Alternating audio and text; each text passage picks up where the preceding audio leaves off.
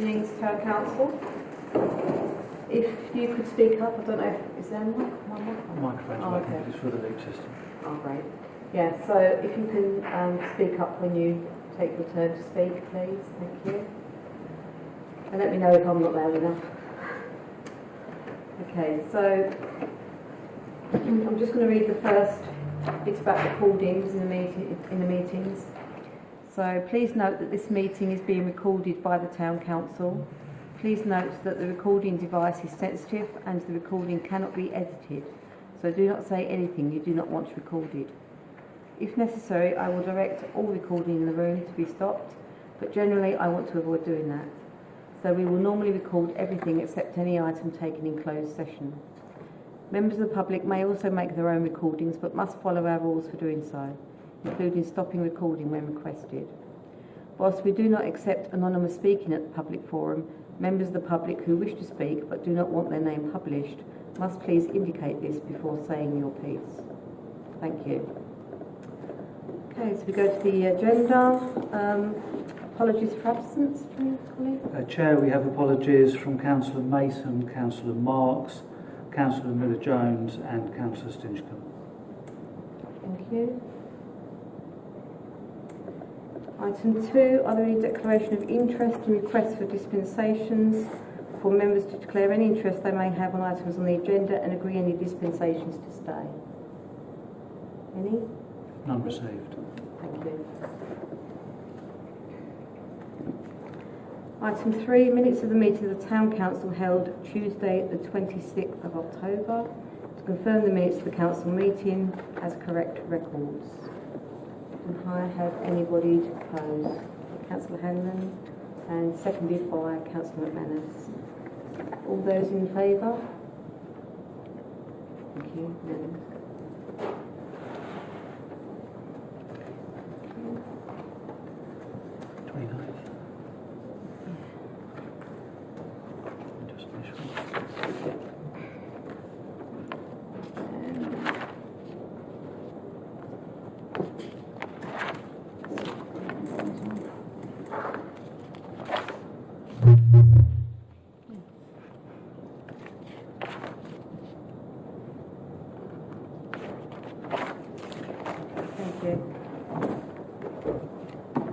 Okay, so item 4 on the agenda is the Haverhill bid update.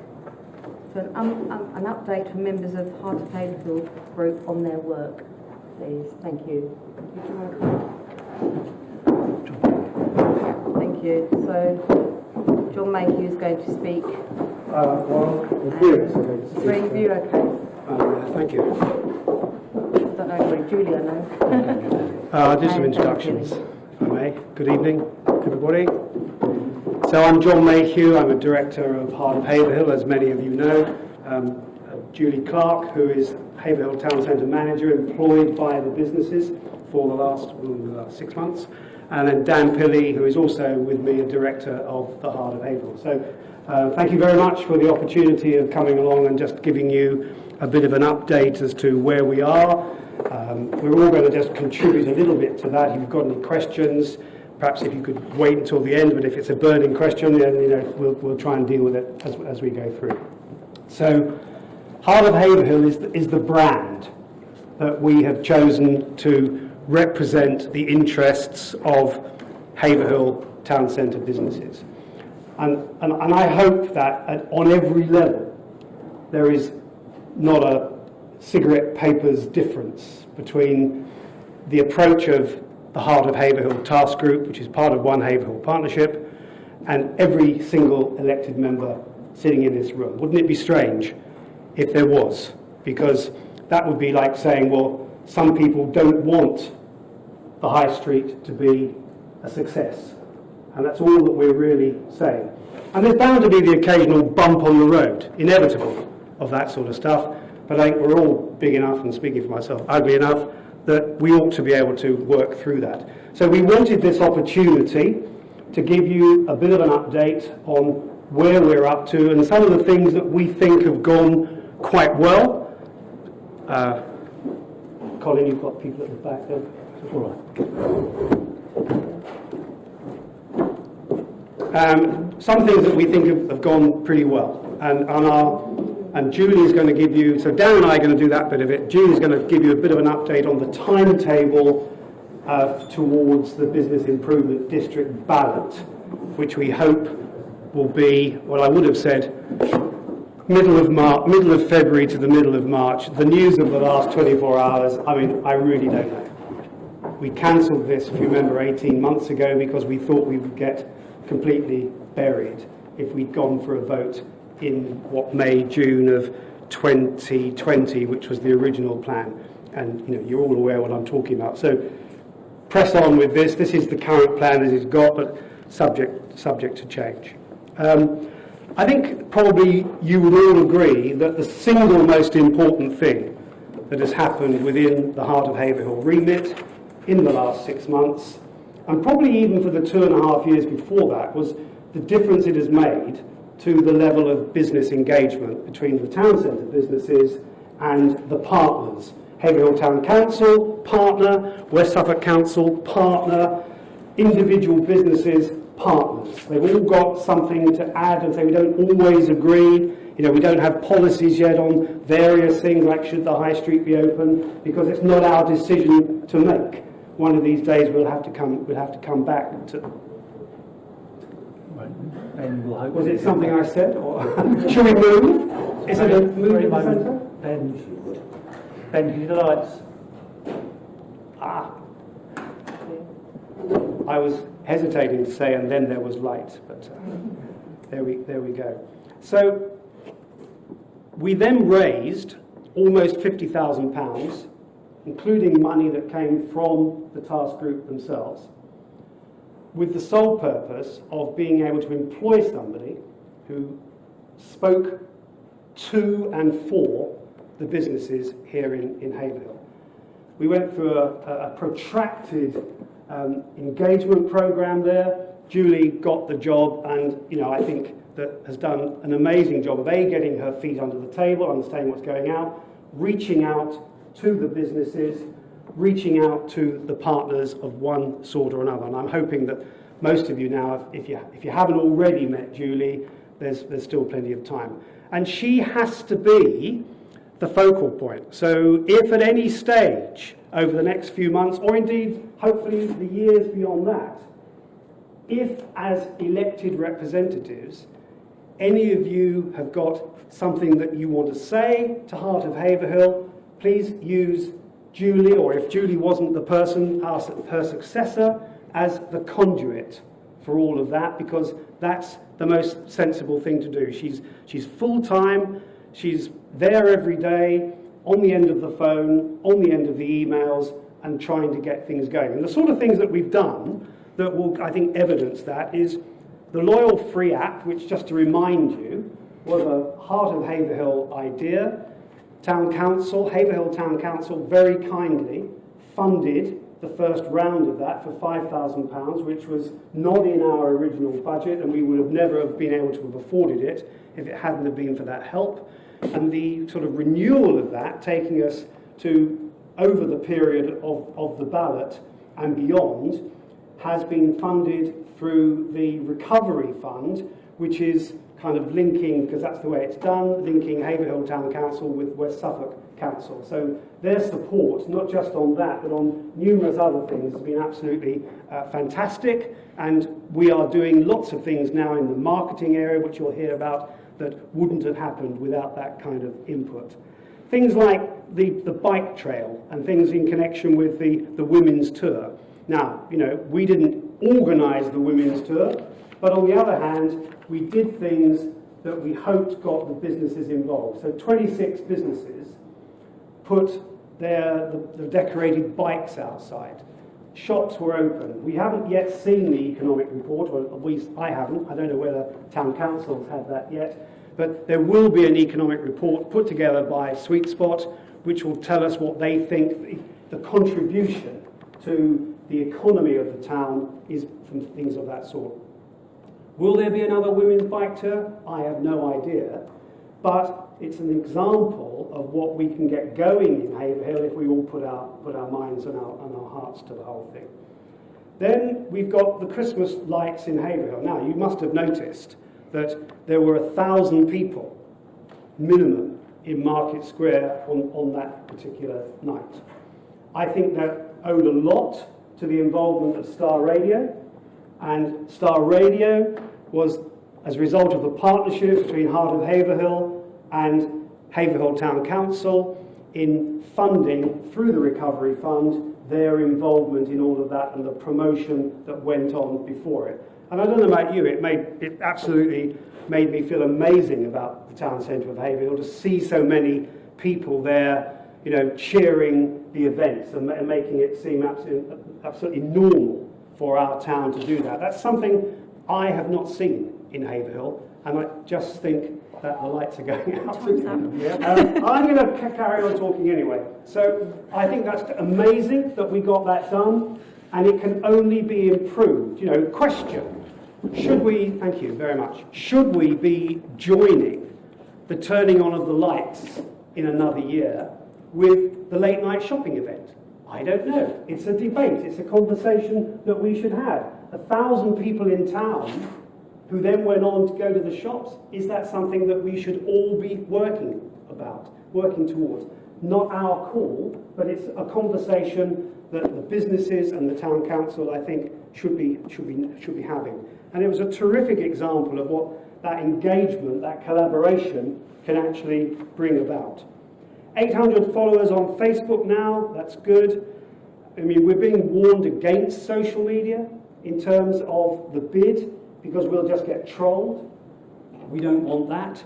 So we are beginning, as Julie will explain, to move away from being a business information group, whether it's anything about what's gone on with COVID and stuff like that, what's gone on with grants, stuff like that, in towards being a group that is about getting business improvement district status for the town centre of Haverhill.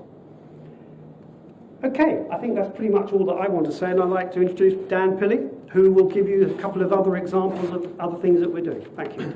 Thanks, John.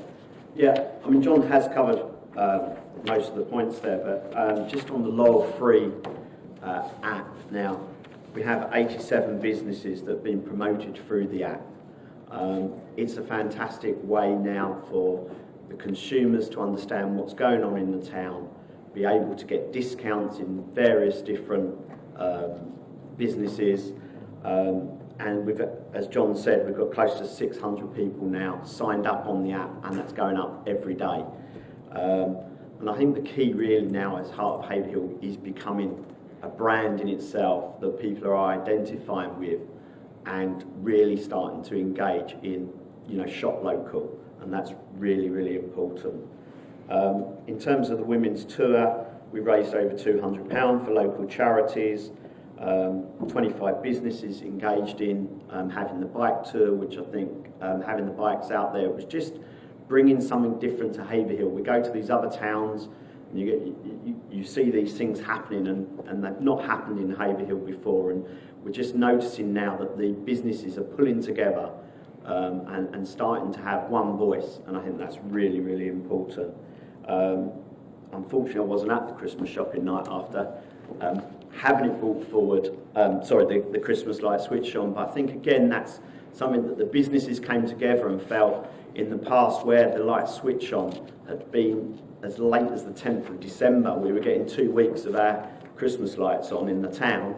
That's now been brought forward 6 weeks. As John said, we got over 1,000 people on that night. That brought more money into the town, more people seeing those businesses, and I think the work that, you know, is starting to be done is starting to be seen by the businesses. And I think, you know, Julie, you can obviously explain a little bit more about the bid in itself. Okay, just a couple of bits I've got noted that we've been doing as well before we actually finish with the bid. I've also started really working with the community as well, so I've been getting businesses involved with Get Suffolk Reading, and there'll be a Christmas Panto trail that's being launched, and the Lions Group, they had nowhere to go with Santa this year because of Sturman Nurseries not being able to do it. put them in touch with the square, and so they're going to support that as well. So just different ways that are working with businesses and community. Other activities, which we've also already mentioned, Star Radio. You might have heard some adverts on there that we've been working on with the Town Council and ourselves to promote various different nights, like the Switch On, the Family Christmas Night that's obviously happening on Friday, the weekend, the Panto, and the Daytime and the Nighttime Economy will be 2 more adverts that you'll hear soon as well. That all came from ideas early in June when I joined other councillors here, and we pitched some ideas to get some funding. And the other activity that I've been very much doing is the variable messaging boards as you come into the town. You've probably all seen them. So I am that person behind all the little pictures and all the little notes. We've advertised Remembrance Day, various different things, markets, parking, the family night, the Switch On, all things like that. And we'll continue doing that until they're taken away in December. So going back to our bid activity, Business Improvement District activity, where we're at, we have produced a fact sheet which the task group designed, and we had that printed locally, which obviously saved on costs and kept it local. We have now given that out to businesses up and down the proposed bid area. That was done in September. Myself and the task group have also been following up in the last couple of months around that as well, since it's gone out, answering questions. We're now, there is a business plan written, but we're going to be tweaking that, and then December, January, we'll be going out to businesses with that, so they've got a real idea of what we're proposing, what ideas we're coming up with for recovery, and what their money will be spent on, which is really key.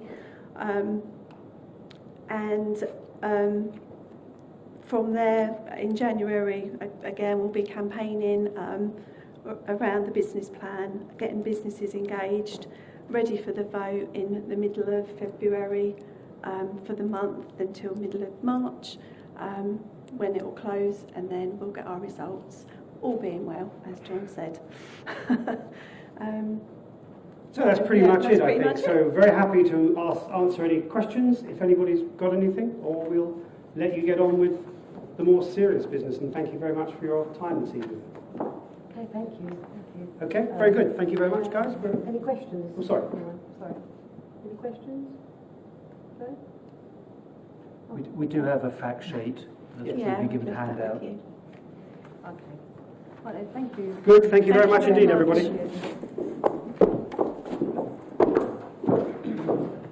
Okay, so we go on to item 5, which is a short presentation by Alison Day from the Salvation Army about the Salvation Army Community Hub.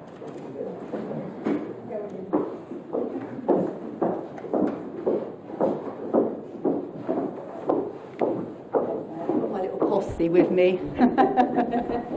Evening, everybody. Thanks for giving us a slot just to stand in front of the microphone. I have got quite a loud voice anyway. But, yeah. Just to introduce ourselves, I'm Alison, my husband Russell, and we're the ministers at Salvation Army here in Haverhill. We came here in July of last year. And this is Debbie Charles, and I had to write her job title down. She's the Territorial Community Engagement Lead for the Salvation Army. And we just wanted to share some thoughts that we'd had since we came here, and really look at, we wanted to introduce ourselves. I don't know how much you know about the Salvation Army. So we've got a very short PowerPoint just to introduce who we are, our history in Haverhill, and what we'd like to perhaps see the future might hold, and your thoughts on that. So I'm going to turn around. That's probably a pretty well-known sign to most people. But the next picture, I don't know if you've ever seen a picture of these people before. Yeah, William and Catherine Booth. So bear with me, I have to write it down because I've got a memory like a sieve. But the Salvation Army began in the streets of East London in 1865. William and Catherine were Methodists, and they abandoned the traditional concept of a church pulpit to take God's word directly to the people. The two of them began working with a group of Christian businessmen who were concerned for the poor and disadvantaged in their community. The Booths preached and lived out a doctrine of practical Christianity, and I think that's what the Salvation Army is very well known for. One of the logos was soup, soap and salvation. So it's to encourage both social and spiritual transformation and amongst society's most vulnerable and disadvantaged in the community.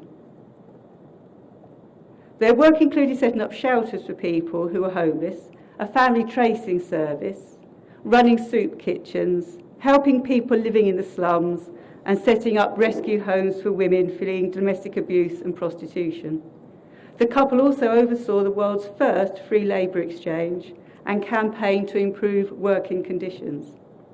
The Salvation Army movement spread rapidly across the British Isles and within decades was established across the globe in countries such as America, Canada, Australia, France, Switzerland, India and South Africa. The challenges people were facing in the late 19th century, the homelessness, the addiction, loneliness, unemployment, they're much the same as today. The Salvation Army has continued its founders' work, showing Christian love by tackling issues and working in the heart of communities to offer practical help, unconditional assistance, support for transforming lives, running charity shops, I bet everybody's seen a Salvation Army charity shop, operating shelters for the homeless and disaster relief, and humanitarian aid to developing countries. Today, as a Salvation Army, we're a church and charity that's active in virtually every corner of the world, and we serve in more than 130 countries, offering God's hope and love to all those in need without discrimination. We have churches in villages, towns and cities, and our mission goal is to seek to meet the community's needs in different ways. The Salvation Army in Haverhill started somewhere that I've never heard of. We've got another picture. There's William Booth, and he's at the Gertines house at the Mount. He came to visit Haverhill. We opened the first church here on the 27th of March, 1893, in Rat Hall in Swan Lane. I haven't managed to find anything out about Rat Hall. I don't know where the police station is now. Sounds charming, but that's where we began. And there for 9 years before moving to a new premises in Chauncey Road in 1902, where we still are. William Booth visited Haverhill in 1910 when he was 81. He stayed the night at the Mount, the home of Daniel M. Gertine, and William gave a talk in the town hall to an assortment of prominent people in the town. A bit like tonight, I thought. I don't have the beard, but you know. I come equipped. You come equipped. I found a newspaper clipping. I went through the cause history books for tonight, and I found a clipping from the Echo of the time that William visited. And it tells us that William also spoke about the financial side of the Army's work and how they had to beg for money. And it went on to say this: "He is not ashamed to be one of the biggest beggars under the sun. If they like to erect a stone or memorial to him and his works, they could put a huge collecting box on the top of it." He had a good sense of humour, I think. His visit was really well received, and the Salvation Army continued to flourish and grow here in the town. A new hall was added to the existing building in 1925, so we had the two next to each other. Much work was done there for the community. Events such as crafts fairs, children's parties, Christmas bazaars, garden parties, and of course a band playing at local events. People always say to me, "Oh, it's not Christmas till we've heard a Salvation Army band play." Over the years, further programme activities developed according to the local needs at the time, so over 60s clubs, daycare for the elderly, lunch clubs, fellowship groups, children's and youth clubs, toddler groups, coffee mornings, children's holiday clubs, a whole range of community activities. So where are we today? It's a bit of a dark picture, so it's very difficult to get a nice picture of our hall. You have to go across to sort of the open reach and try not to trespass and try and get a picture of it. But we're still there today. We're still running an over 60s lunch club, friendship groups, men's social groups, along with our usual meetings and activities. So we personally haven't been here for a long time, but obviously the Salvation Army has been here for a long time, serving the community, and we want to continue to do that. That's why we're here. I don't know how many of you have been in our building over the years. I can see a few nods there. You're always welcome to visit, weekday, Sunday. If you want to find out more about what we're doing, we'd love to see you. The kettle will be on. There's always an army cup of tea. Always an army cup of tea. Our vision, I stole a picture of the high street on the internet. I'm not sure when it was dated, but it looks fairly consistent to me. Russell, as I say, Russell and I have only been the ministers here since July last year, and it was a very odd time to come with lockdown. But we very quickly became aware of the great community spirit in this town, and also the many charities and organisations that offer support and services in the area. As part of our mission development, we're always looking at ways we can serve our community. And one thing we realised was there's many people who are unaware of the help that's on offer, because there's a lot of people not on the internet. And actually, if you are on the internet, unless you know what you're looking for, sometimes you can't find it. You know, you have to have a link in. And we began to explore a vision of opening a small space in one of the empty shops in the high street. And we thought we could perhaps open somewhere we could direct individuals to organisations and services they might not be aware of. Sort of a signposting service, if you like. But we'd also be able to offer them a listening ear and support. Now, the Salvation Army focuses on being with people and offering a hand up, not a hand out approach. Want to empower individuals to help find solutions for their problems. You know, you can give somebody £10, but they're still going to need £10 next week if they've still got the same problem. We want to support them along the way. And this form of chaplaincy can offer support to a wide range of people of all faiths or none. As members of Haverhill and district churches together, we've been in discussion with some of the other local ministers, and we've put together a chaplaincy team from various local denominations, groups of people who could provide a listening ear for those in need. Now, we have secured substantial funding towards this goal, but to release the money, our business plan requires us to have additional external funders. And the finances we currently have available are not sufficient to sustain the project that we'd like to do. Another picture, please, Colin. Aerial shot of Haverhill. I didn't take it myself. Now, we've since discovered that Community Hub, which was the name that kept coming to me, is the name of a big project by West Suffolk District Council. I know, looking on the internet, this idea of creating public service hubs in towns across West Suffolk. I saw the Mildenhall one on the internet, and I believe Bury St Edmunds. I don't know if Haverhill is hoping to get its own version, and we realise if it does, it may cover some of the services we've been thinking about. So if that's the case, we'd love to be involved, especially with a chaplaincy service in mind. We think that's something that we can offer that's slightly different. If a district council hub is a long-term goal, we might be able to offer something smaller but timely in terms of support for those whose lives have been affected by COVID. We're thinking at the moment there's a real need now in particular. Mental health support, practical support. So many in our community we know are struggling with that, as they are across the country. We'd also be happy to share a space with other services, such as the CAB, if that was felt appropriate.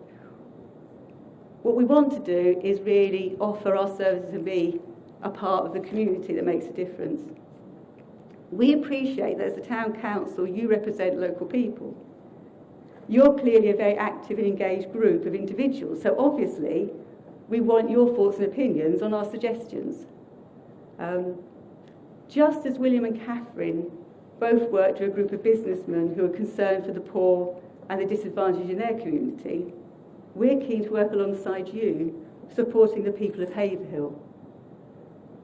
So please feel free to ask any questions or give us any words of wisdom. We're obviously quite new to the area, but as I say, we very much like what we see. We do think the community feel here is excellent. And really, we just want to come and serve in the community. So if you could help us do that, then that would be fantastic. Okay, thank you very much. Are there any questions from anybody?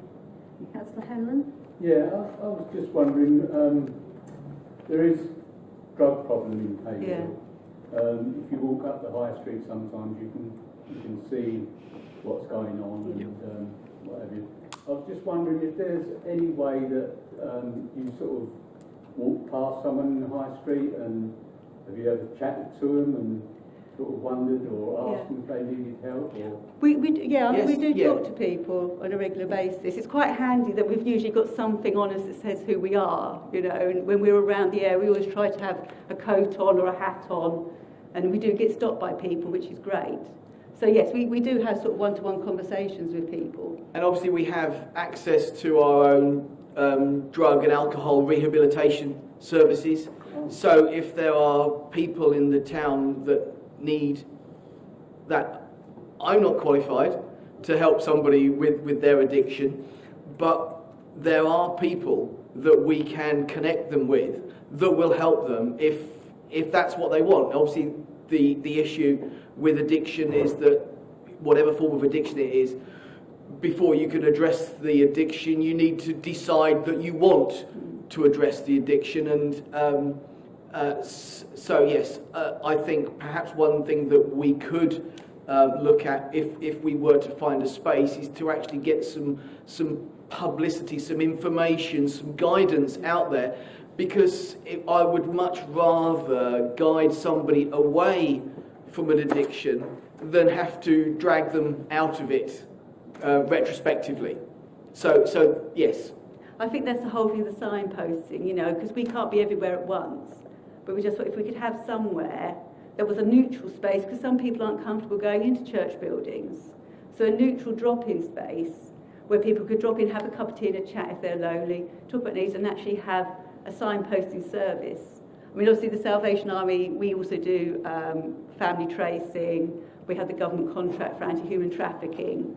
So, you know, we feed into that. So there's services that we do. But I just feel from talking to people, we had a stall at the market a few weeks ago, just to say to people, do you think this would be a useful thing? And we had so many people say, oh, it'd be great, from both sides, saying, I'd love to know what there is for this. And people saying, I do this, and I'd love to be able to let people know, you know. And we often get phone calls as a Salvation Army, people saying, I'm trying to find this, or do you know about that? And obviously being new, we don't know a lot, so we're getting lots of information together. So I just feel there's that need of a space to kind of marry connectivity.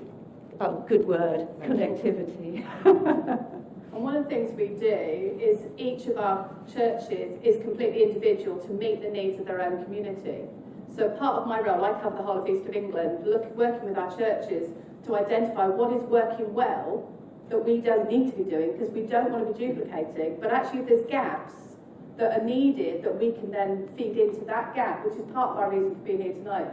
Find out not only what is happening really well that maybe we can support and encourage, but also where are the gaps that we can support further forward. If there is a real issue with addictions, and that's something we have addiction training officers, we have training programs we can support, as well as the practical for individuals. We could potentially host one of those sessions as well for a group that may be wanting to work in that area. So working along with the county council and the districts and boroughs that work across those as well. Thank you. That's good information, actually. Thank you very much. Councillor Roach? Yeah, I don't know if you're aware, but Haverhill's quite unique. We've got an organisation, One Haverhill. Yes. Yes. So I think we've got a board meeting coming up, so you might find it useful to come along to that. Yeah, I did ask, but I hadn't heard anything back. That would be good. Yeah, 9th December. So you might find that useful because that's a meshing Thank of you. all. And we can just turn up, can You we? can come. It's held in public, so you can come and listen in. That would And be there is a small section there, so you can ask questions. So there is a bit of form. But you might find that useful because what you're saying is really music to our ears, but a lot of it goes on anyway. So it's Exactly. not duplicated. Absolutely. Definitely. But I think the more people that get involved and are doing these things, the better it is. Because you never have too much help. No, I agree. And like you say, you don't want to double up. No. You know. But we can give you And that's the details. uniqueness with Haverhill. I mean, before I was work for Sergeant Tom, I used to work Suffolk County Council and Suffolk Police. I managed Suffolk Hate Crime Service.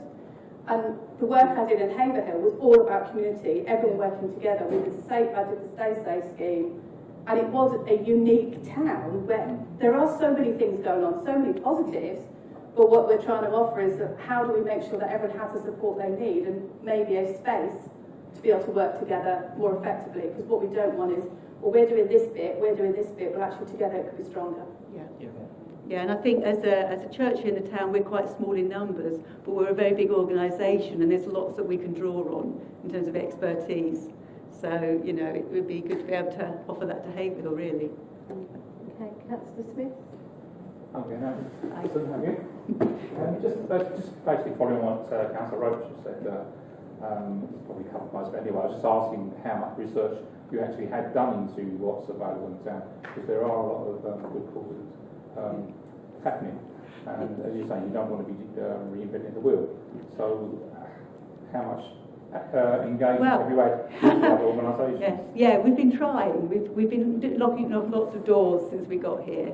We've had quite a lot of support from some people at West Suffolk Council who've been able to say, talk to this person. This is what I found, I think, that someone said, talk to this person who says, talk to this person.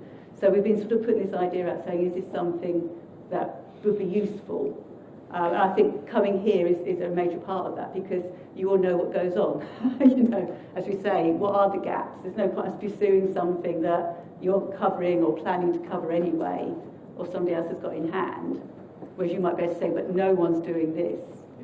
You know? I would like to think of myself as positively lazy.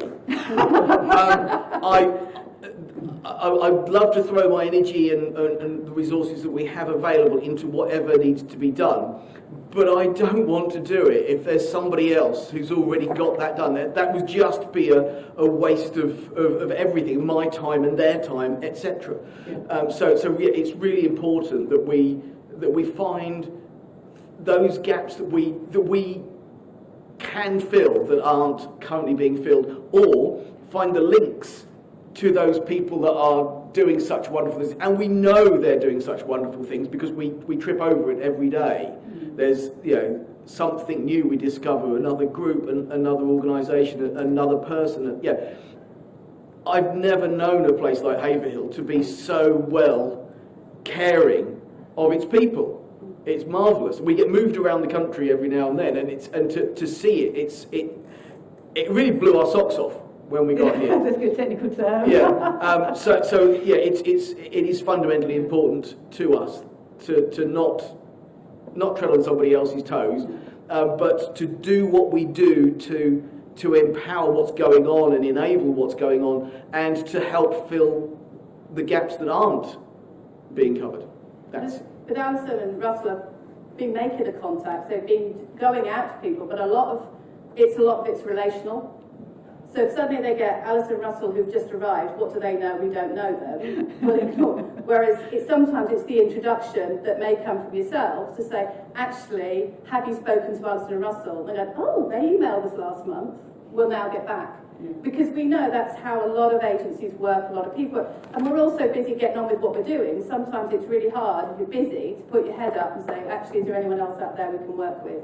And that's what we're trying to do, is actually support everyone doing what they're doing. And it's been a funny sort of 18 months to try and actually meet with anybody to introduce ourselves, really. So. Okay. Anybody else? No? Okay.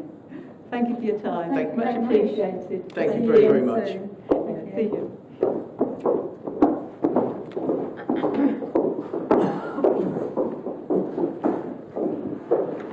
Okay, so we go on to item 6.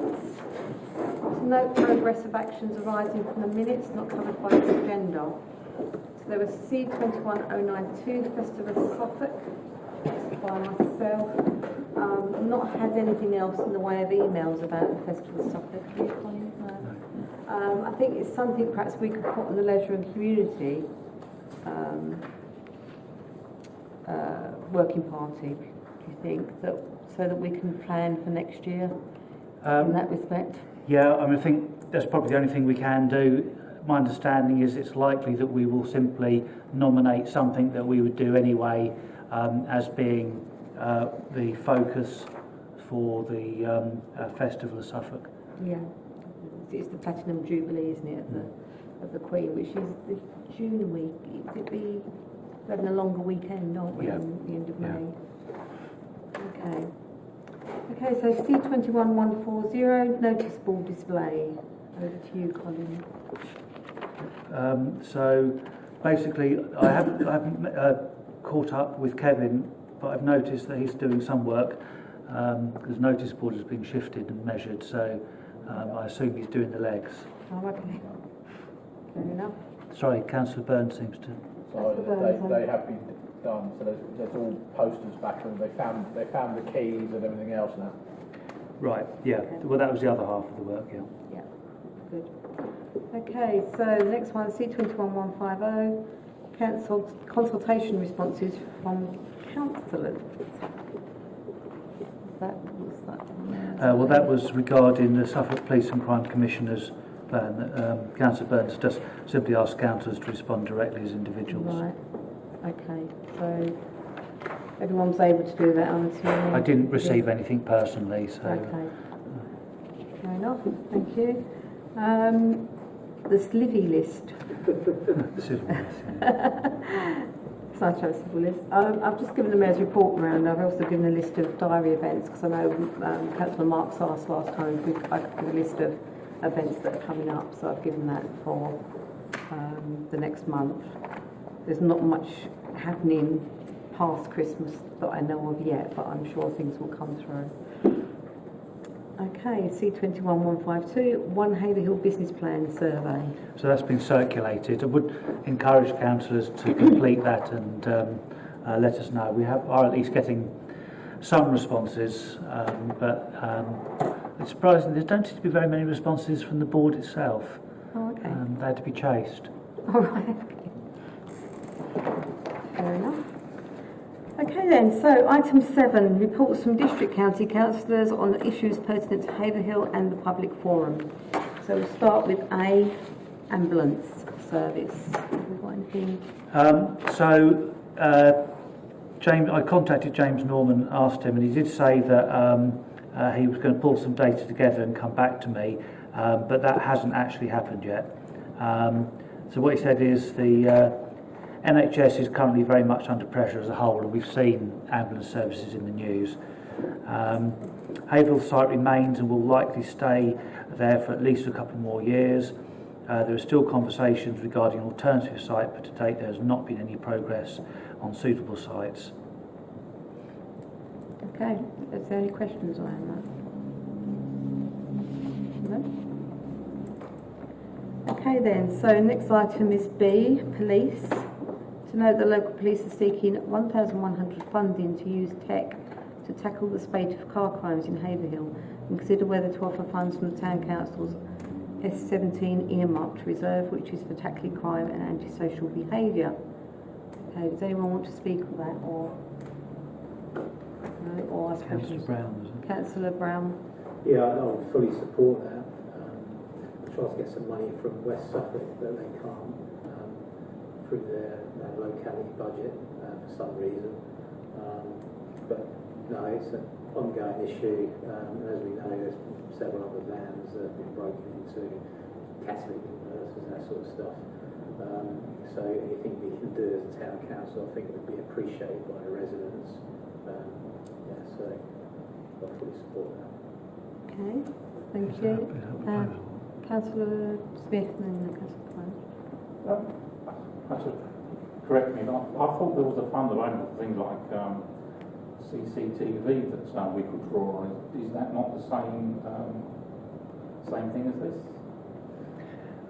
This proposal is for the police to put out a kind of stool pigeon vehicle, whatever the right name is for it, and the hope that if people steal from that, then the police will be able to track them down. Okay. Councillor Roach? Yeah, I was expecting Tony to make a formal proposal, but I'm quite happy Was that proposed? Well, it was really. Yes, it was. Well, if you want to formally propose, I'm happy to second it. I think is what I'm trying to get to. So I think it does make sense for us to assist, because CCTV won't necessarily be in the places where this is happening. So it's on estates and places where you wouldn't normally be able to see from camera. So I think the term's bait car. Is it? Okay. But it sounds like an initiative that might well work, and certainly the idea sounds appealing to me. So happy to second it. So is the proposal to actually, sorry, Councillor Brown. I fully support the car crime, but actually the car crime is not the highest thing at the moment. It's actually breaking into vans and stealing tools at the moment. There's been numerous ones. There was one yesterday. My next door but one had all his tools stolen. On the same day, 3 of his mates had his tools stolen. I'm not sure putting a vehicle out there is actually going to solve that problem. Obviously, leaving tools in a van is not the best thing in the world, but to be honest with you, I'd like to know what they're actually doing in the first place. They keep telling me that, oh, we've arrested somebody and done something, but I don't. They're not publicising it. They're not even things like the Constable's County thing. We're in the end of November and there's still no sign of it, where they really should be publishing what's going on there. So I certainly support giving money, to a good cause, but I'm very concerned about how they're going to spend it, whether this is a local initiative or is this something that Martlesham have told all the local police forces to do. We know there's not enough money in the police. We know we're £3.5 million less than Norfolk get every year. The police funding formula still hasn't been announced, and the precept is going to go up again next year, probably by £10, because that's what the government have just announced they're allowed to do. So I fully support spending it, but just spend it wisely, I think is the answer. Thank you. Okay. So the proposal then is to note that we would consider funding them, but we don't know if they've actually applied for us from 1,100. Well, they've basically, as Councillor Brown said, they can't. The West Suffolk councillor locality budgets can't be used. The acting inspector Gilbert has asked if it's possible for us to do it. Hence the reason it's an agenda item. Yeah. So if it's proposed and seconded, if it's supported, then I'll go back to Inspector Gilbert and ask if he wants to go ahead on that. There's no, we don't need them to complete an application form. Okay, right. Okay then. So we've had a Councillor Hanlon. Sorry, Chair. Can I ask if it's just for Haverhill? It is just for Haverhill. Thank you very much. Okay, so we've had a proposer and a seconder, Councillor Brown and Councillor Roach. All those in favour?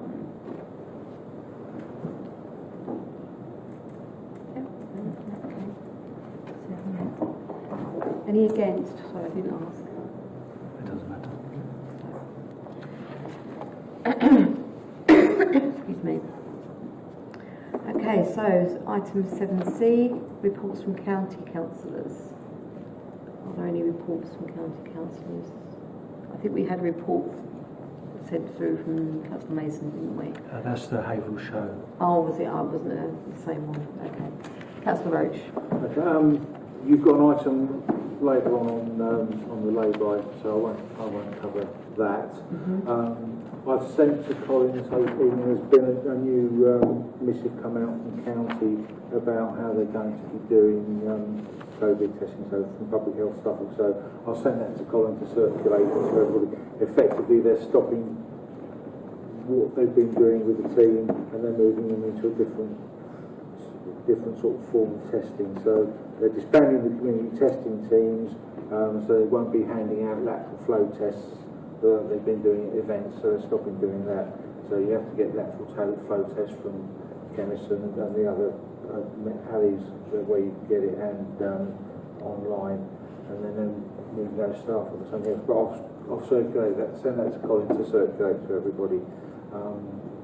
So I think that's sort of counting. Other than to say that I'm now sitting on the adoption panel, so they've given me that to do, which is quite interesting and challenging.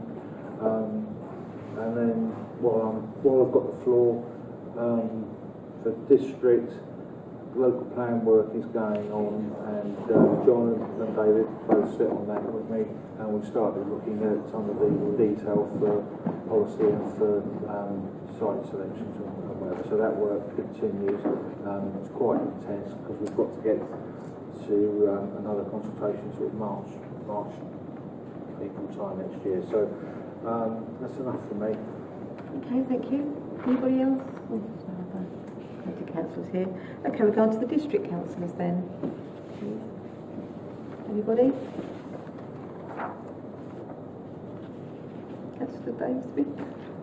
I thank Councillor Burns for his very detailed report there. Thank you very much. We have been approached by a resident regarding the lack of disabled facilities in the town, so it's something that we are following up on. So when I find anything out, I'll let you know. Yeah, I had the same conversation, didn't I, with the lady over at the Clemens estate. It's particularly about people with severe disabilities.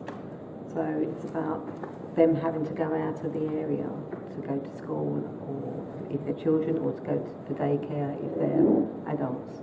So there's nothing in Haverhill for those that have got severe disabilities. So we're looking at that together. Thank you. So that was that.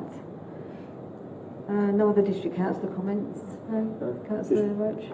Just one other thing. Councillor Mason did send a report in for his county hat. So he did one. He's done one as chair for the Haverhill show, but he did send another. Oh, did he? Okay. Yeah, so there is one that got circulated. Okay. I've seen that. I think it came out as a newsletter. Oh, it may have gone to you guys. Yeah. Just make sure that it goes to the Colin yeah, Rochester. That's easier. Okay, thank you.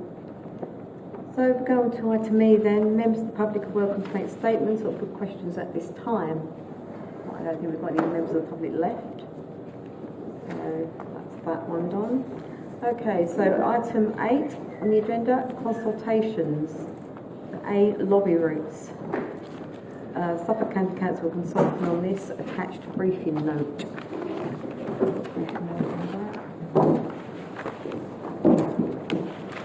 Have you got any comments on that briefing note at all? Have you had a chance to have a look at it? Councillor Brown. Yeah, I would like to see on there personally. It was mentioned that there should be more provision for lorry parking facilities for drivers, etc. It's an onerous job. As we know, a lot of drivers are leaving. The average age of drivers is increasing every year at the moment. A lot of that's down to these guys have got to, by law, pull over the digital tachograph. They've got to pull over in 2 hours or so. There just isn't facilities. I've read accounts of where there's been fights in lay-bys where drivers can't park overnight, etc., etc. Everyone in this county relies on trucks. Okay, they might not like the look of them, etc., the sound of them, but actually they're the most efficient way, other than a railway, of transporting goods.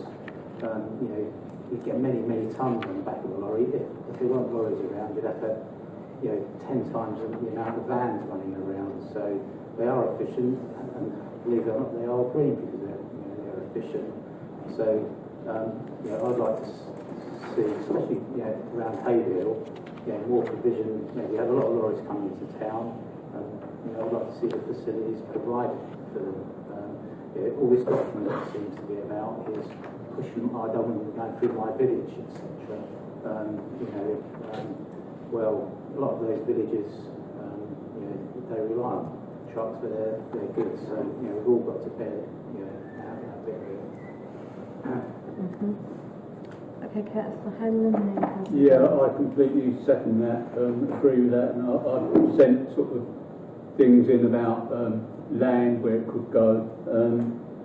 Obviously, this is more, this thing, looking at this, is more for sort of things in general, as I think it's been said, as Councillor Brown said about, you know, this is for sort of like parish councils really. But we as a town council are much bigger. We got a massive industrial estate, and you know, lorries, quite a number of lorries use that industrial estate, so you really do need something for these lorry drivers. And also, just to go off that point, that particular point, there's a bit in here on item 5 about road services. You know, on the Chalkston estate, on the side roads, it's absolutely disgusting, the state of the roads. Not only sort of the small ones, but there are also some large ones as well.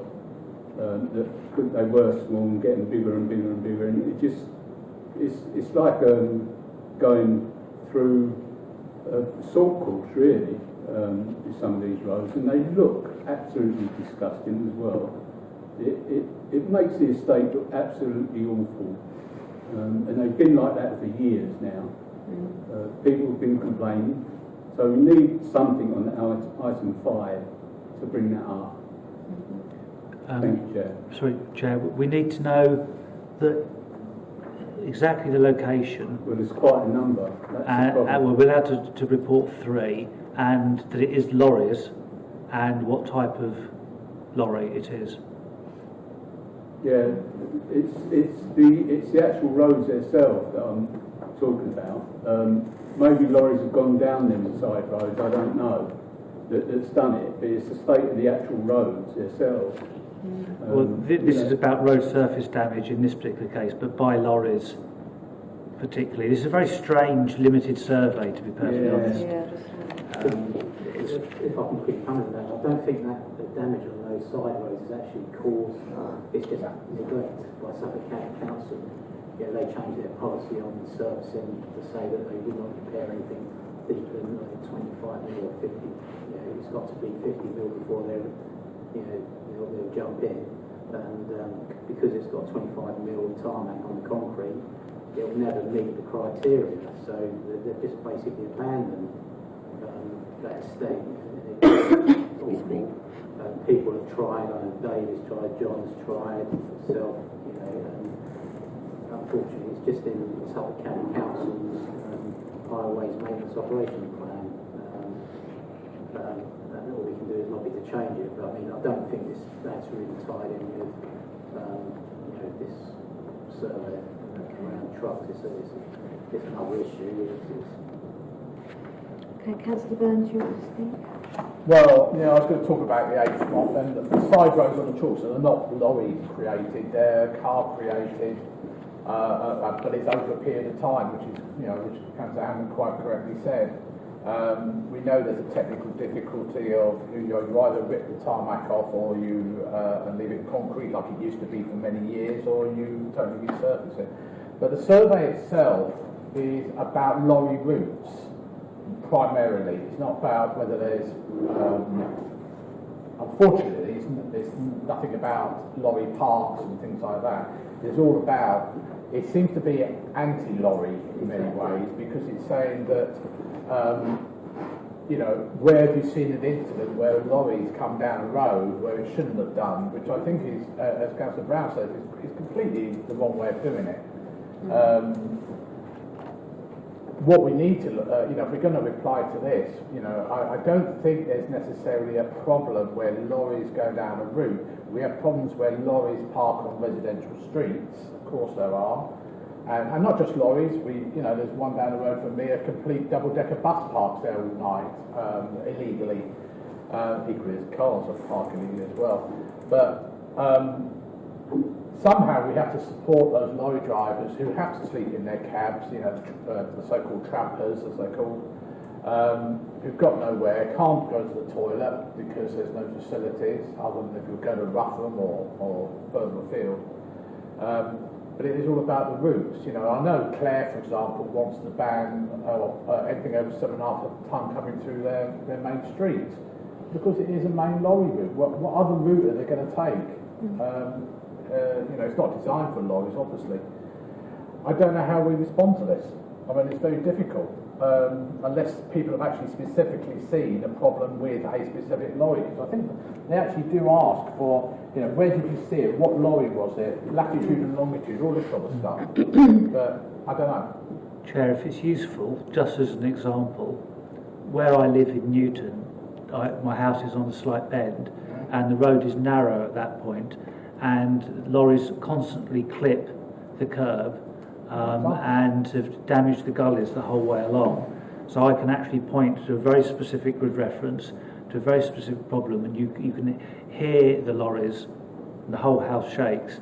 So what I was wondering was whether there's anywhere in Haverhill where you've noticed that lorries can't make the bend and they're turning up the verge, or whether there's a bit of somewhere, there's a narrow bit of road that lorries struggle to get through that we could report.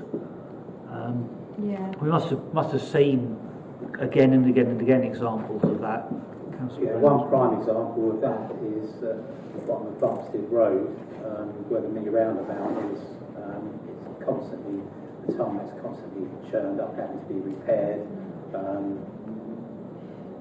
It's too tight at the junction.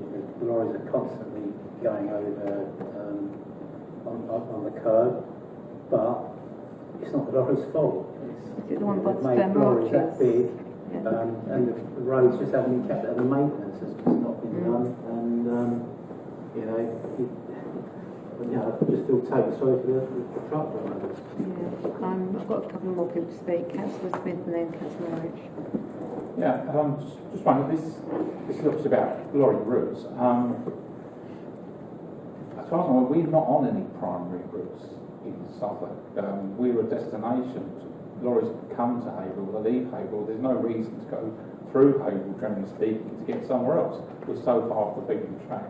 So I don't think we are on any primary routes. I stand to be corrected on that. I'd like to see some statistics. Is there actually a problem with the number of lorries going through Haverhill to other destinations? There was a map that you could click on, and it showed that the primary routes are effectively the A12 and the A14, but then there are lots of other distributor routes, including the 1307 going through. So we are on some of those routes, and I think in terms of Bumpstead Road, that's a lorry route across town, isn't it? The lorries are supposed to go down that road, supposedly to get to Hollands Road. So that's why they're actually taking that turning. So it is there. It isn't. There are signs telling lorries to go that way. Councillor Roach. I'll try and simplify. So the survey is primarily designed, I think, for parishes where they get rat runs of lorries not adhering to the route. So I think that's what they're aiming for rather than town feedback, but we can. But in terms of all the other bits, sort of the ancillary stuff to the logistics trade, lorry parcel, that's not what the survey is for. So whilst we know there's problems, that's not what this survey is for.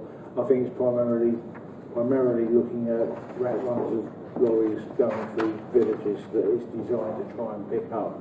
I mean, we do have problems in Haverhill, and I would like to see that bit of Bumpstead Road and housing that junction at the Arches either change, or we have a gyratory system for lorries that take them up along the main roads and around the bypass, but that will be a different set of work to what this is. So this isn't a statutory obligation for county to do these roads, it's an ancillary bit that they're doing. So I think that's where it's from. So I think it's primarily designed for rural communities to engage with rather than specifically for towns. But we can respond to the town. Well, yes, we're a parish council. Absolutely, you can respond and put anything in that you want to, and individual councillors can respond, as can any member of the public. But that's the problem with the whole of this thing, is the scope of it isn't broad enough. You know, I've never been asked, or anyone else has ever been asked by Suffolk County Council over the years, what we feel around lorries, you know, parking facilities or anything like that. all we ever get, and everyone ever hears about is, do you want a lorry going through your pretty little village? That seems to be the whole thing. There needs to be a much broader conversation. I think at some point we need to do a bit of work with us as councillors across all levels to try and work out a system that works for Haverhill and where we can address some of these problems. I think that's a separate piece of work that we need to engage in. Okay. Anybody else? Any other comments? If councillors can think of any other examples, such as the Bumpstead Road, Sturmer Arches junction, then please do let me know. We can identify 3, but I'll certainly put this one on. I mean, I've seen a few large lorries try to go up Crowland Road a few times. Yeah, I guess nightmare. People taking wrong turnings, sometimes they're lorry drivers, sometimes they're car drivers, and you don't notice. And as Councillor Brown pointed out, I mean, you take Clare, the lorries that go through Clare are grain lorries from the farms around Clare, or they're delivery lorries to the shops in Clare, as well as some lorries passing through. So it would be lovely for us all to live somewhere where lorries somehow manage to deliver everything without passing the houses. But I don't know how that happens. Yeah, okay then. All right, thank you very much. So we'll go on to item 9, which is the meeting with West Suffolk CCG and GP Federation on the 9th of November that we attended. To reflect on the meeting which took place and agree any actions arising.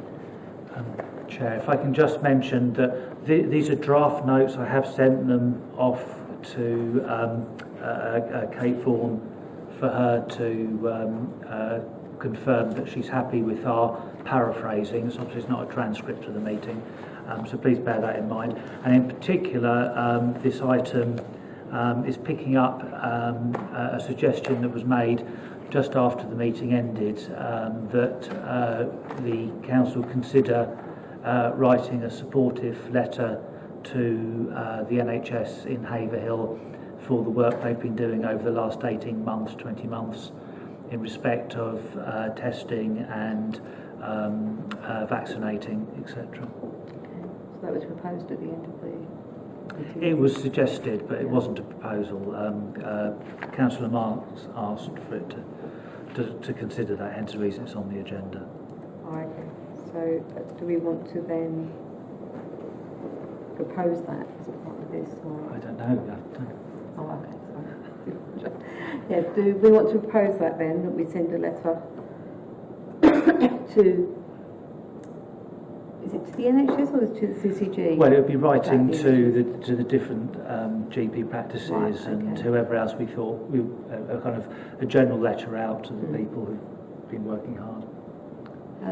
Councillor Roach? I'd be happy to propose that. Yeah. We're very good at giving them lots of stick for things that they don't do, but we've not been very good at actually saying they've all worked really hard for a really difficult period, so I'd be happy to propose that.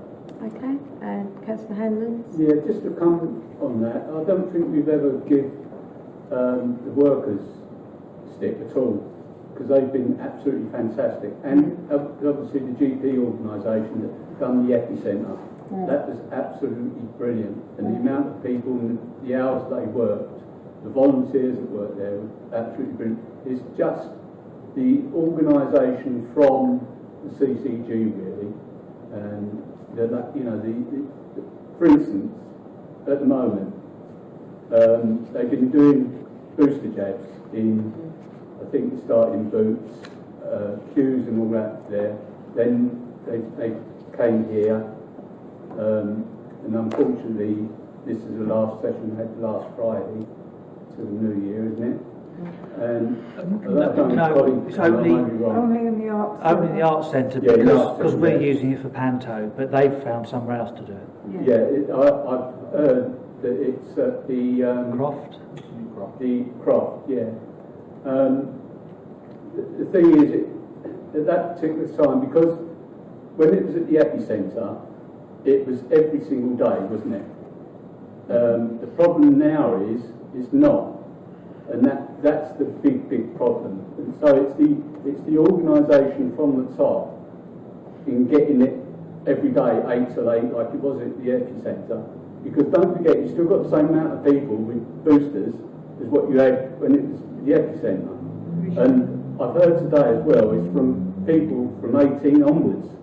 So how they're going to cope with just going to a few days a week, and I've heard that a lot of people are not getting these boosters. So there's a massive big problem that's going to happen. You know, that's the thing that the volunteers were absolutely brilliant, and they weren't just volunteers that helped the epicentre. You know, they was out in the cold and outside, a lot of them, so they was having breaks, thankfully. But as I say, they worked their socks off, and also the volunteer GPs as well worked their socks off. So, yeah, you know, that they really deserve our praise. There's no doubt about that. It's just the organisation that's the criticism. So we've had a proposal from Councillor Roach. So are you going to second? Sorry. Sorry, can I just two things? One is I never chaired that meeting, by the way. Okay. Second thing is I support what Councillor Hammond was saying, but last Friday I was quite surprised that all the staff, the NHS staff, came from London. They weren't local. You know, it doesn't help when I tried to book my booster. I was told I had to go to Southend, which is ridiculous, even though they were doing them in Cambridge. So there is a big problem up there, but I fully support. Let's support the workers that are here in this town. Very, very much so. Thank you. Okay. So can we have a second for the Councillor Roach's proposal? Second. Yeah, Councillor Cannon. Okay. All those in favour for the letter? Thank you. Yeah. Do you want that circulated before it's sent, or circulated when it's sent? Yeah. Can we circulate that? Yeah. For everybody? Sorry? Before it's sent. We're going to circulate the letter before it's sent. Yes. So you can have a look. Thank you. Okay. So is that really any other comments based on that meeting that we had before we go on to the next item? Councillor Smith? I just feel we didn't really resolve anything. I think it was just a bit of an opportunity for them to speak at us, really. I don't think we really resolved any of the issues. And, yeah. It's just my opinion. Thank you. Okay. Anybody else? Just to come, you know, the present, the CCG is getting, it's not closing down, it's getting bigger. It's Suffolk and North East Essex is going to be. I just wonder if we could say have another meeting, not as soon as, but you know, in the next year maybe, sometime next year, to sort of when this new setup is up and running. So when they form the new body, whichever it's going to be called, I can't remember what it's just to sort of the Suffolk and North East Essex Integrated Care System. Integrated care, that's it. Yeah, if you know, to try and sort of get an update on what they're doing, sort of thing, or even encourage them to do something. So when is that due to happen? Exactly, do we know? That's happening from April. Okay, so it'd be sort of the end part of next year, the autumn next year maybe then. Well, we want some sort of update from them at some stage, so in the new year. Thank you. Okay, so we'll go on to item 10 then, the lay-by and Haverhill bypass. To consider writing to the Suffolk County Council Highways asking for the lay-by to be closed. So does anyone want to speak on that? Councillor Brown? I might as well start because I think it's in our district and town wards. Lots of complaints from residents with lorries parking overnight with the compressors from the coolers running or whatever, so sleepless nights, especially during the summer. So we've had loads of complaints. It's been ongoing for years now because Councillor Brown had it when he was county council, had it sectioned off for a long while until the TRO was put in force. That's put in force. The time plates that make it enforceable keep getting stolen, so somebody or other takes the time plates away, which means you can't enforce it. So lorries aren't supposed to park there from 7 p.m. to 7 a.m. Enforcement have told us if the time plates are there, they will make provision to actually go out and enforce it, even though the officers don't normally work at that period. So they said they will. But the real alternative to it, because I think it's just going to be ongoing, is to actually consider stopping the lay-by up permanently, because it has one or two lorries in it most nights. So I don't know what the knock-on effect of that would be, but one or two lorries probably wouldn't make a lot of difference to where else they're parking in town. And we're back to the lorry parking dilemma. But they're certainly causing huge amounts of problems for residents, and I can't see a resolution to it other than to try and get it closed off. Okay, Councillor Brown. Yeah, as I say, it's been ongoing for a long time. The main problem has been the chiller units running all night. In the summer months, people have their windows open, and it's been driving crazy, to be fair. I have been up there when they were running at the night time a few years ago, and it is quite loud. Especially if you get 2 or 3 trucks in there, all with refrigerated units waiting to go into cleaner. It does make it's like 3 large air conditioning units. So I've got a lot of sympathy with the residents. I mean, but also, once again, it's the lorry drivers, and all the people that use that are chiller units. There is a shortage of places for trucks to pull over, so having some sort of ban on chiller units overnight, or parking overnight, if it was enforced, I think would be a better idea than totally closing it. That bypass and lay-by was there before the houses were there. It's a pity that the developers and West Suffolk at the time didn't think ahead, but to be fair, there wasn't a chill store in Haverhill when the bypass or the houses were built, so I think it was something that crossed people's minds. But personally, I think that we shouldn't have it closed. We should just have it so that it's closed in the night time, or chiller units are banned. Because once again, we close that, where are the lorries going to go? Councillor Burns. Yeah, I was going to support what Councillor Brown says, because I spent a long time with Councillor Flood getting that TRO on that lay-by. As Councillor Roach said about it was closed off for a while until that was all done. And it is only the chiller units. Yeah, the houses were built 10 years after the bypass was built. And of course the Cambridgeshire shut their lay-bys as well because of complaints from residents nearby.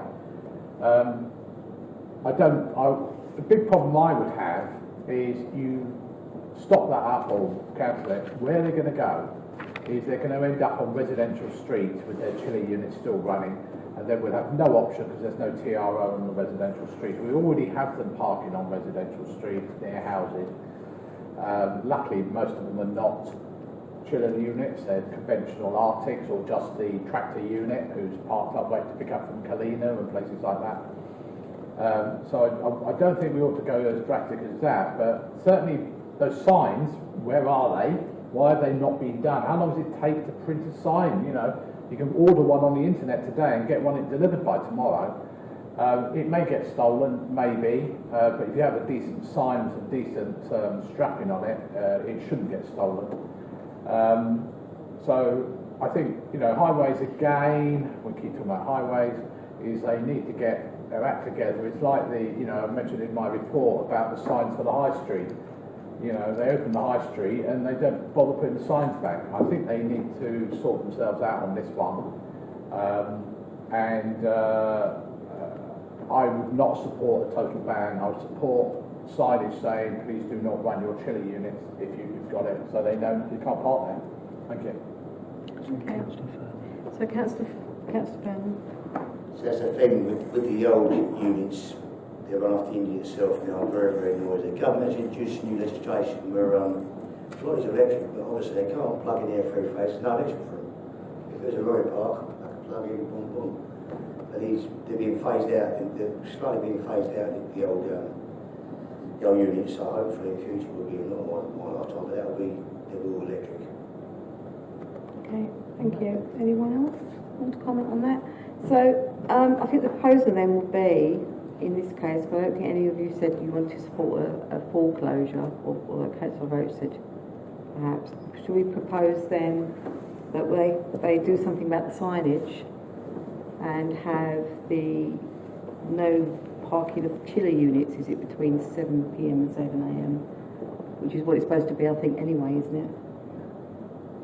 Okay, so we propose that we write to them about that. So if I can have a proposer for that, Councillor Burns, and then seconder, Councillor Brown, and everyone in favour?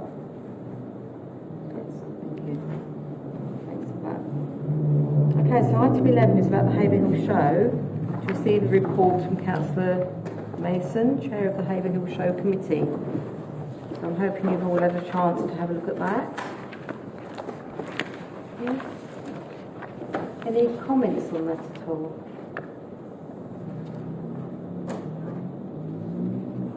Councillor Burns? No, I read the report, good comprehensive report. I think in COVID times, I think they've probably done as best as they could ever do. I note that they may come back to us for some more money, but obviously, we'll do that if and when we get a grant application. I look forward to what was mentioned about something good coming up, whenever that is. I think we should just congratulate the small number of people who get involved with the Haverhill Show, and it was a bit damp this year, but I think that's all we can do at this stage. Thank you. Okay, Councillor Brown. Yeah, just following on from what John said, it was a great event. They raised a lot of money for charities. They've got a huge amount. As anyone knows that's organised an event, it's like a tip of an iceberg. What you see, so actually what effort goes into it is, it's unbelievable. It's just nice if the town council could possibly just send a letter of thanks and gratitude for all the work the committee does. It's quite a eventful day, and it was very, very well attended. Yeah. So a proposal to send a letter to the committee thanking them for what they do. Do we need a proposer from everyone? We just had a proposer. Yeah, so a proposer and a seconder. Councillor Smith, and all in favour? Sorry. Yep. Lovely, thank you. Okay, so next item 12 is the Mayor's report. I apologise for being quite late, so I did table it at the meeting, so I've given that to you. I'll just run quickly through it.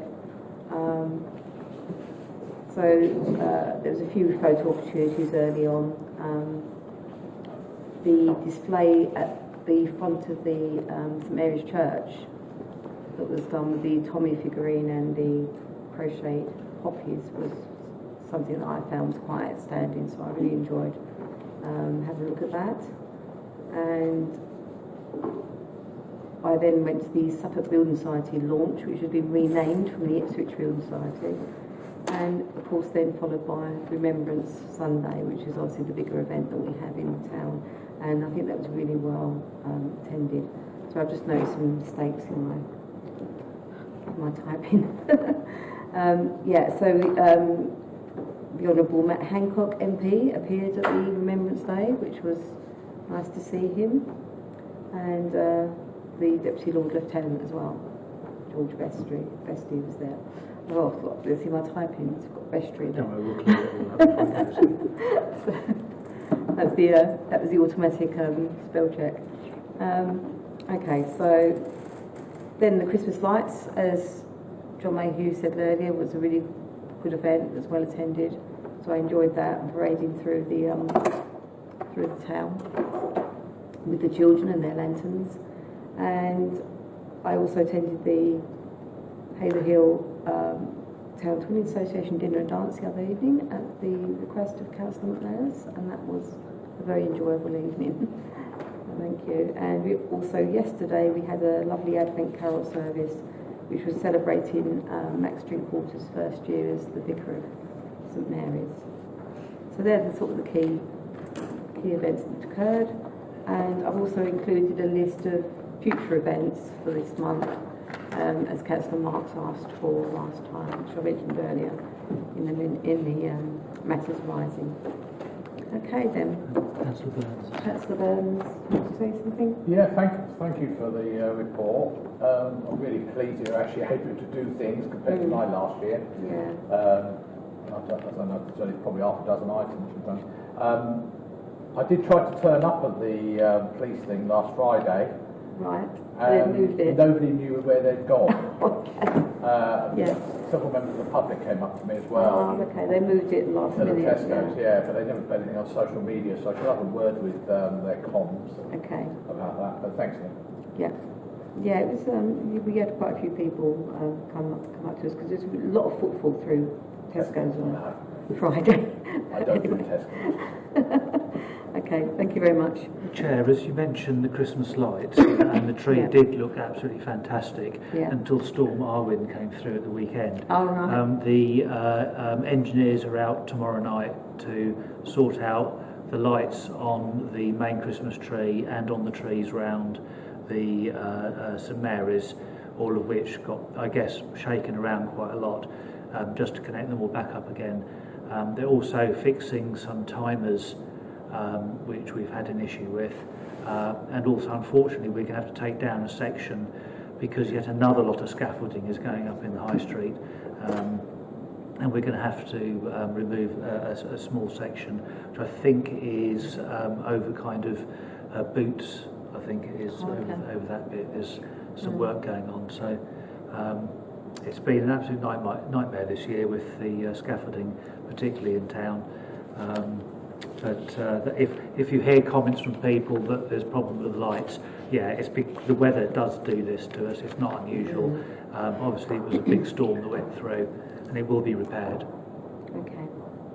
Was that because we saw some of the lights out on the tree yesterday, didn't we? Yeah, that's it. Yeah. Okay. Councillor Smith. Probably not, but is it possible to relocate those lights that you haven't take down? They have to have power, that's the difficulty. So it's where the power takeoffs are, and unfortunately for that particular section, it provides power to quite a big section.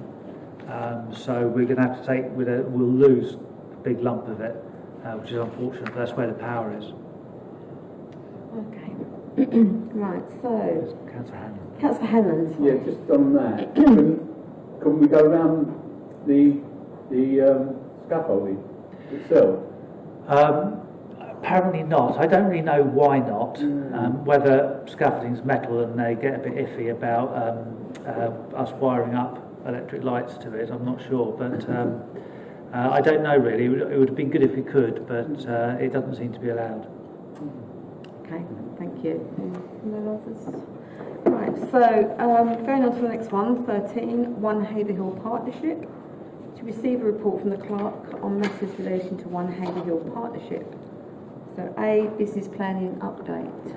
To be honest, there's not really a lot to be said because people they didn't respond to the first time I put the survey out, so I can't tell you what the kind of feedback is, but there's not a lot more to say on that. It'll be covered at the One Haverhill meeting. The board meeting's on the 9th of December, and we will have a presentation there from Kate Vorton again. And I think from what she said, you'd have read in the draft report that she's going to be, she's hoping to have more information about the hub here. I'm assuming it's actually going to be online, the meeting, is it? Yeah, so you'll be able to kind of dial in and watch the meeting and find out what Kate's got to say. Okay, thank you. Sorry, Councillor Burns. Sorry, Colin. Did you pick up the fact that I'd already completed that survey? Yeah, I thought that the fact there was only one response was, I thought it was my test one, but it wasn't. It was yours. Oh, okay. It looked like the sort of thing you may have written. I was being good and others weren't. Well, yeah, strangely, the only one who was good, I can't believe out of that size of board, nobody else did it. Okay. But you're the only person who's actually said, I've already filled it in. Nobody else has. So. I'll take that, right. Okay, thank you. Okay then, so going on to item 13B, to appoint a representative to the Heart of Haverhill Working Group. Have we got any proposers or volunteers? No? All quiet? Okay. No? Okay. So we haven't got anybody that's that desperately wants to go on there. Sorry, Councillor Roach. Just to know that I do attend it every now with the West Suffolk hat, but Right. they tend to be on the wrong nights, so they tend to be a clash with cabinet. Oh, okay. But I do have a seat there. Right. Okay, thank you. Okay, so we go on to item 14, adoption of committee reports. So 14A, Energy and Sustainability Working Party. To move the adoption of the minutes of the Energy and Sustainability Working Party meeting and the recommendations contained therein, held 1st of November. May I have a proposer? Councillor Brown and Councillor Burns, the second. All those in favour? Thank you. B, Planning Working Party. To move the adoption of the minutes of the Planning Working Party meetings and recommendations contained therein, held 2nd and 23rd November. Proposer, Councillor Hanlon, seconder Councillor Smith. All in favour? And C, Leisure and Community Working Party. To move the adoption of the minutes of the Leisure and Community Working Party meeting and the recommendations contained therein, held 9th of November. Proposer, Councillor Byrne. Seconder, Councillor Smith. All those in favour? Thank you. And the recommendations, so these are the recommendations. Okay, they were the recommendations. So they've all been. Well, you've got to do those separately. Oh no, to be honest, I thought if councillors are happy to take them on block. Yep. Okay. So if the recommendations on the next page on the table of the amounts agreed for various funding. I assume that's what we were doing actually, but I'm quite happy to do it. Yeah. Okay. So if we vote for those on block, so Councillor Burns and then Councillor Smith second. And all those in favour? Okay, thank you. So item 15, financial matters. So these are to authorise the following payment list. If I can have a proposer for that. Councillor Hanlon, seconded Councillor Burns. All those in favour? Thank you. Item 16, actions taken under delegated powers. None. Okay. Item 17, to receive any urgent correspondence? None. And the dates of next meetings, 7:15 on Monday the 20th December at the Leiston Community Centre, to follow a reception at 6:30 for presenting the freedom of the town to Mr. and Mrs. Thompson and Mrs. Maureen Byrne. Okay, so note those in your diary. And item 19, closure of the meeting, is at 8:32.